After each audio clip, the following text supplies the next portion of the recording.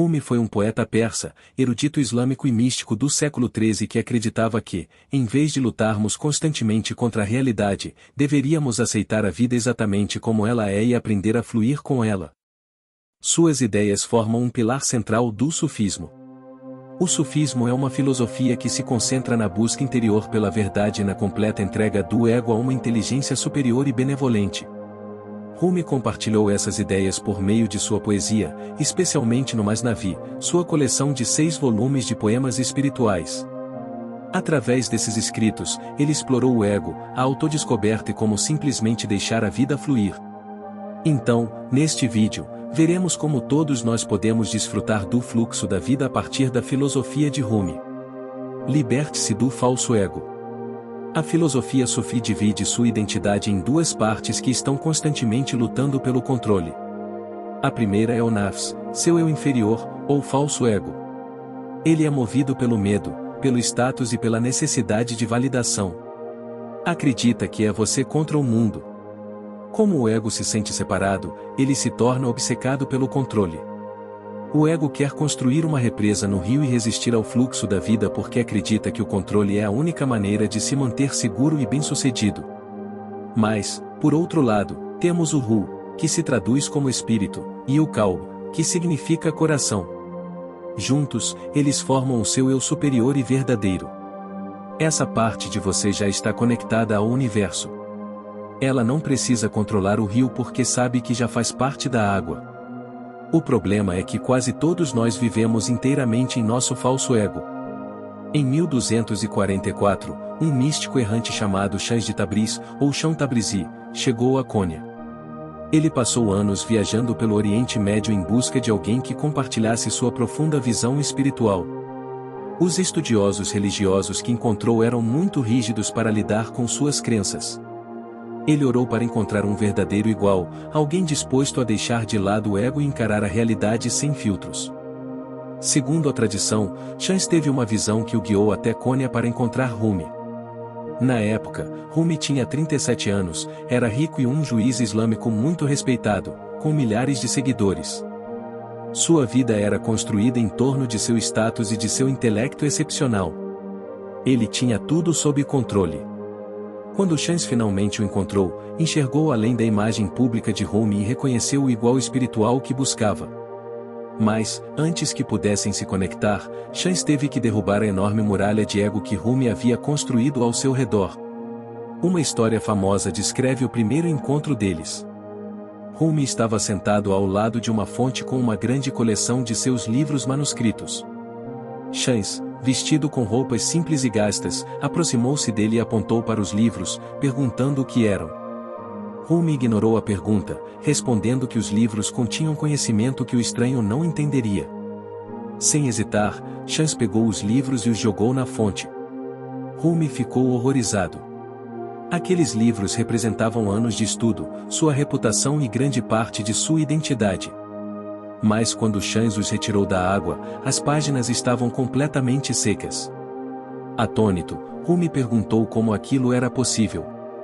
Shams simplesmente respondeu: "Este é um conhecimento que você não consegue compreender. Seja a história realmente histórica, apócrifa ou simbólica, sua mensagem é a mesma." Shams mostrou a Rumi que ele havia se apegado demais ao seu conhecimento, status e reputação. Estes haviam se tornado parte de seu ego e o impediam de buscar uma verdade mais profunda. Após o primeiro encontro, Rumi e Shams passaram meses juntos em profundas conversas espirituais, uma prática conhecida no sufismo como sohbet. Rumi gradualmente se desapegou de sua riqueza, reputação e posição como um estudioso respeitado, e voltou sua atenção para o seu interior. Através dessa jornada, ele abraçou a prática sufi de Fana, ou a dissolução do ego. Ao se desapegar da identidade que construiu em torno de status e reconhecimento, ele conseguiu se conectar profundamente consigo mesmo e com a vida. Hoje, temos identidades rígidas em torno de nossos cargos, contas bancárias e da nossa imagem de inteligência em reuniões. Controlamos tudo nos mínimos detalhes apenas para manter o controle e, segundo o sufismo, isso é o ego tentando se manter no comando. Para deixar a vida fluir, o primeiro passo é reconhecer quando o ego está reagindo. O sufismo ensina que a ansiedade que você sente quando as coisas dão errado não é, na verdade, sofrimento seu. É apenas o seu ego em pânico porque perdeu o controle. Por exemplo, imagine que você não foi promovido para uma vaga que esperava. Sua reação imediata poderia ser: eu fracassei ou eu não sou bom o suficiente. Em vez de aceitar esses pensamentos, pare e reconheça que eles são frequentemente o ego reagindo a uma perda de status, e não um reflexo do seu verdadeiro valor. Portanto, da próxima vez que seus planos desmoronarem, lembre-se de que seu verdadeiro eu está perfeitamente bem.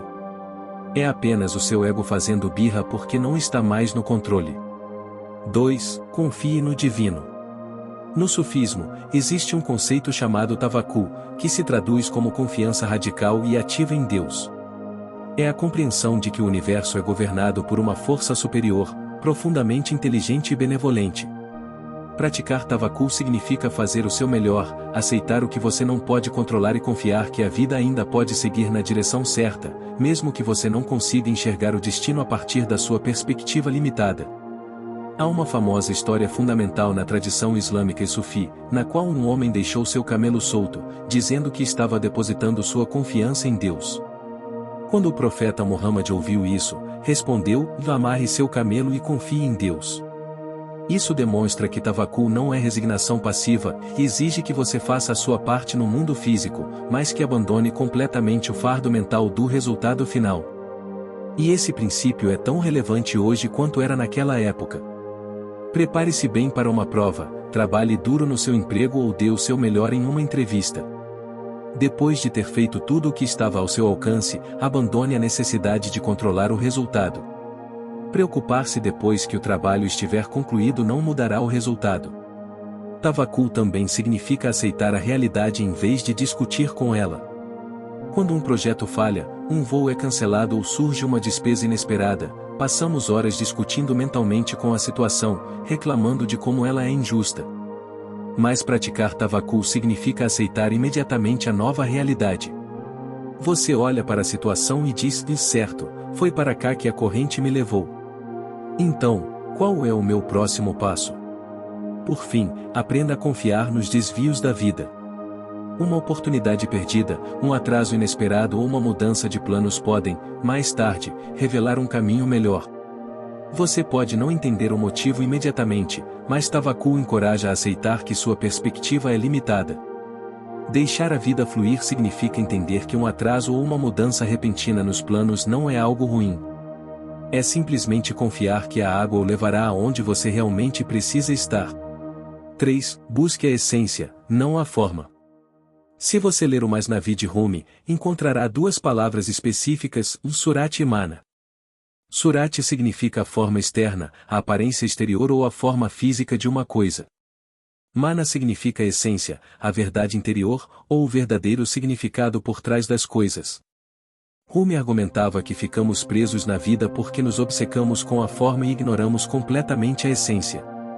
Para explicar isso, Rumi usou uma analogia simples: vá do copo e a água. Imagine que você está vagando por um deserto, morrendo de sede. A única coisa de que você precisa para sobreviver é água. Essa é a essência. Mas você se convenceu de que só beberá em um cálice de ouro. Essa é a forma. Se alguém lhe oferecer água em uma tigela de madeira amassada, você a rejeita. Você prefere permanecer com sede, simplesmente porque está apegado à aparência em vez de à sua função. Cometemos o mesmo erro no dia a dia. Imagine que você construiu um negócio ou uma plataforma de conteúdo em torno de um formato de sucesso. Com o tempo, as tendências mudam e os interesses do seu público evoluem.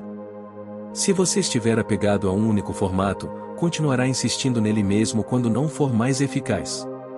Mas se o seu verdadeiro propósito é educar, inspirar ou entreter as pessoas, você pode se adaptar. O formato pode mudar de artigos para vídeos, ou de podcasts para conteúdo de formato curto, mas o valor que você oferece permanece o mesmo. A mesma ideia se aplica aos relacionamentos. Muitas pessoas criam uma lista de requisitos para o parceiro perfeito, definindo o tipo de emprego que ele deve ter ou o estilo de vida que deve levar. Ao fazer isso, muitas vezes ignoram pessoas que oferecem as qualidades mais importantes, como gentileza, confiança e valores compartilhados. A lição de Rumi é manter-se fiel à essência do que você deseja, permanecendo flexível quanto à forma que isso assume.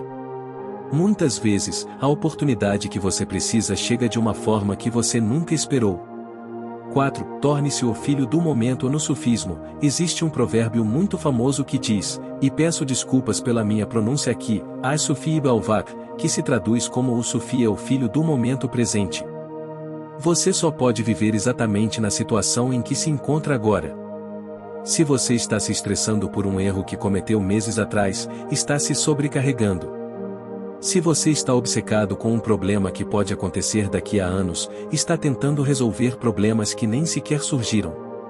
De qualquer forma, você deixa de vivenciar a vida que está bem à sua frente. Rumi disse que o passado e o futuro são véus que nos cegam completamente para a realidade. O nafs, ou falso ego, usa o passado para gerar culpa, arrependimento e nostalgia, e usa o futuro para gerar ansiedade, pânico e expectativas rígidas. Isso é fácil de perceber no dia a dia. Estamos jantando com a família, mas nossos cérebros já estão preparando os e-mails de segunda-feira. Saímos para caminhar para relaxar, mas passamos o tempo todo remoendo uma conversa frustrante de 3 semanas atrás. O conselho de Rumi, portanto, é simples e traga a sua atenção de volta ao momento presente. Comece deixando o passado para trás. Qualquer erro que você tenha cometido ontem já passou. Depois que algo acontece, carregá-lo consigo todos os dias só acrescenta sofrimento desnecessário. Então, você precisa parar de tentar resolver problemas futuros que ainda não existem. Se você tem uma apresentação importante na semana que vem, sim, prepare-se para ela quando chegar a hora, em vez de passar dias imaginando tudo o que pode dar errado. Você não pode resolver os problemas de amanhã com a energia de hoje. Concentre-se apenas no que você pode fazer hoje. Por fim, volte sua atenção para o ambiente ao seu redor sempre que sua mente começar a divagar. Observe sua respiração, a sensação dos seus pés no chão ou os sons ao seu redor. Seguir em frente significa lidar exatamente com o que está acontecendo agora, sem trazer à tona memórias antigas ou se preocupar com fantasias futuras. 5. Sejam todos bem-vindos. O sufismo ensina que a alma humana tem um ritmo natural, assim como a respiração. Os sufis chamam esse ritmo de Kab e Baz. Kab refere-se a períodos difíceis marcados por tristeza, ansiedade, perda ou incerteza. Baz refere-se a momentos de alegria, paz e tranquilidade. Ambos fazem parte da vida e nenhum dura para sempre. Rumi acreditava que o sofrimento surge quando tentamos nos apegar aos momentos felizes e afastar os dolorosos. Mas assim como não podemos inspirar ou expirar para sempre, também não podemos permanecer em um mesmo estado emocional o tempo todo. Para explicar isso, Rumi escreveu o famoso poema A Casa de Hóspedes. Ele compara a mente humana a uma casa onde diferentes visitantes chegam a cada dia. Alguns hóspedes trazem felicidade, enquanto outros trazem tristeza, raiva ou decepção. Mas, em vez de rejeitar as emoções difíceis, Rumi nos encoraja a acolhê-las, acreditando que cada uma tem algo a nos ensinar. Essa ideia tornou-se profundamente pessoal quando Chans desapareceu repentinamente. Rumi ficou com o coração partido e o procurou por toda Damasco. Em vez de resistir à sua dor, ele a aceitou e permitiu-se vivenciá-la plenamente. Com o tempo, esse período de perda tornou-se a fonte de sua compreensão espiritual mais profunda e inspirou muitos de seus poemas posteriores. Hoje em dia, quando nos sentimos ansiosos, solitários ou tristes, nosso primeiro instinto costuma ser nos distrair navegando sem parar nas redes sociais, nos mantendo ocupados ou fingindo que está tudo bem. Mas evitar constantemente emoções difíceis só as mantém conosco por mais tempo e, muitas vezes, as piora. Em vez disso, reconheça como você se sente sem tentar mudar isso imediatamente. Se hoje está sendo um dia difícil, aceite que é simplesmente parte do ritmo natural da vida. Como qualquer outra emoção, ela vai passar. E o mesmo se aplica aos momentos felizes. Celebre seu sucesso, aproveite as comemorações e relaxe em paz enquanto durarem, mas não espere que durem para sempre. Apreciá-los sem tentar se agarrar a eles os torna ainda mais significativos. Por fim, pergunte-se o que cada experiência pode lhe ensinar. A decepção pode revelar expectativas irreais, a tristeza pode nos lembrar do que realmente importa e o fracasso pode nos ensinar lições valiosas. Segundo Rumi, toda experiência tem um propósito se estivermos dispostos a aprender com ela. 6. Haja com devoção no sufismo. Existe uma batalha fundamental entre duas maneiras de tomar decisões, vácuo, que é o intelecto, e vis, que significa devoção. O intelecto é a sua mente lógica e calculista. Sua única função é mantê-lo em segurança. Ele divide o mundo em seguro e inseguro, lucrativo e não lucrativo. Se a vida fosse um rio caudaloso, o intelecto seria a pessoa na margem com uma prancheta, calculando a velocidade exata da correnteza e listando todos os motivos pelos quais pular na água é um risco enorme e por que você não deveria fazê-lo. Isso, por outro lado, é uma devoção cósmica e unificadora. Não calcula riscos nem exige garantia de sucesso antes de agir. É a força que nos faz largar a prancheta e simplesmente mergulhar na água. Rumi acreditava que a razão tem seus limites. Embora a lógica, sem dúvida, nos ajude a compreender o mundo, ela não consegue explicar o amor, a fé ou a profunda conexão humana. Como ele escreveu, a razão é impotente na expressão do amor. Para ele, o amor era algo a ser vivenciado, não simplesmente analisado. E essa ideia se reflete em outro de seus ensinamentos famosos, onde ele disse: sua tarefa não é buscar o amor, mas simplesmente buscar encontrar todas as barreiras que você construiu dentro de si contra ele. Aqui, Rumi não está falando de amor romântico. Ele está se referindo a isso, o profundo sentimento de amor e devoção que nos conecta com a vida, com outras pessoas e com o divino. Você não precisa se forçar a encontrar isso, ele já está dentro de você. Sua única tarefa é desmantelar os muros, os medos e as barreiras lógicas que seu intelecto construiu para bloqueá-lo. Então, imagine-se entrando em uma pista de dança. Se você tentar conduzir uma dança, digamos, o tango, puramente com o intelecto, você vai fracassar.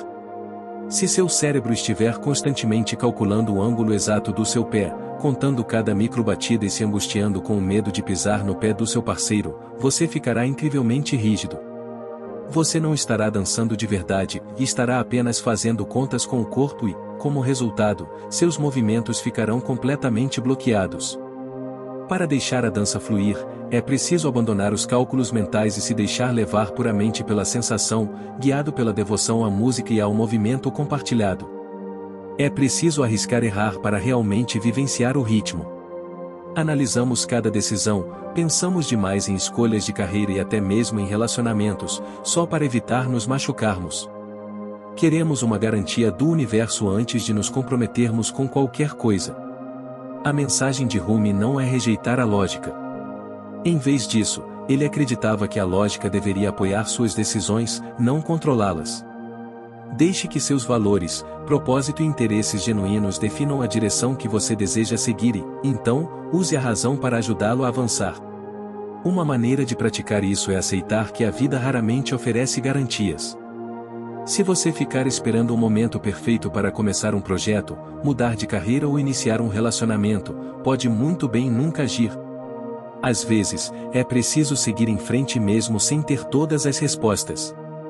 Além disso, pare de julgar cada atividade pelo que você vai ganhar com ela.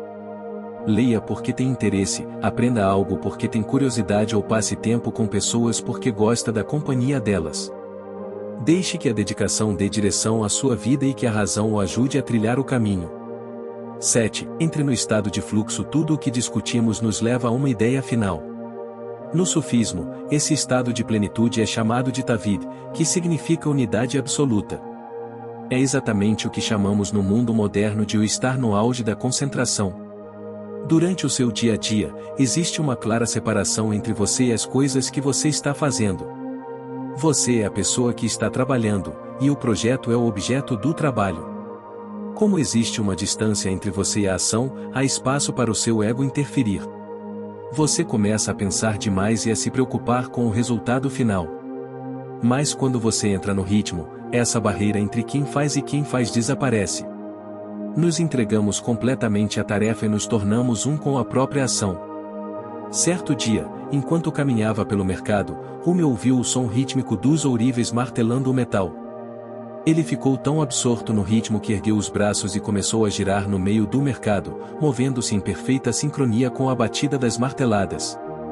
Embora nunca saberemos se este foi o primeiro rave, de acordo com a tradição sufi, essa experiência inspirou a prática dos derviches rodopiantes. O objetivo principal do giro é alcançar um estado em que o dançarino desaparece completamente e apenas a dança permanece. A maioria de nós já experimentou esse estado em algum momento enquanto escrevia, tocava música, pintava ou praticava um esporte.